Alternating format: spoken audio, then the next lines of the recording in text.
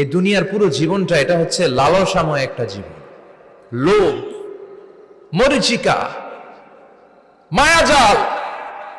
এই মায়াজালে আমরা আটকে আছি, ফলে মৃত্যুর কথা আমরা ভুলে গিয়েছি।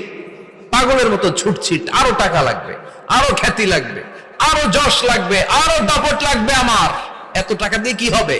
এত সম্পদ দিয়ে কি হবে? এত ব্যস্ততা দিয়ে কি হবে তোমার? স্টপ, থামুন, অনেক হয়েছে। আন্না, থামুন, take a rest, take a breath and think about death. Think that you have to go back to your Lord. একটু বসেন না, একটু ভাবেন যে আমাকে চলে যেতে হবে, চলে যেতে হবে। এই কোলাহল, এই ব্যস্ততা, এগুলো থাকবে, থাকবো না আমি। সাইয়েদনা ওমর ফারুক বলেছেন, মুতু ক্বাবলা আন তামুতু, মরার আগে একবার মরো। হাসিবু ক্বাবলা আন তুহাসাবু আলাইকুম, তোমার হিসাব নেওয়ার আগে তুমি একবার নিজের হিসাবটা করো না। কাগজ বের করে একটু লিখো না কি কি ভালো কাজ করছিলা, যেগুলো দিয়ে নাজাতের ওসিলা হতে পারে।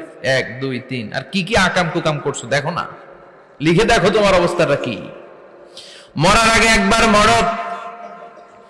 মরার আগে খাটের মধ্যে শুয়ে শটান করে চোখ বন্ধ করে একবার মরার ভান করে দেখেন কেমন লাগে। চোখটা বন্ধ করেন আর ভাবেন আপনি নাই, কি কি হতে পারে ভাবেন।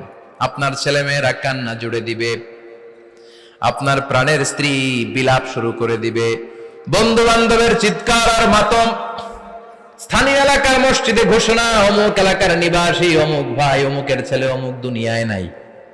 সব আত্মীয়রা চলে আসবে, ফেসবুকে স্ট্যাটাস দেয়া হবে, সবাই সবাইকে জানাবে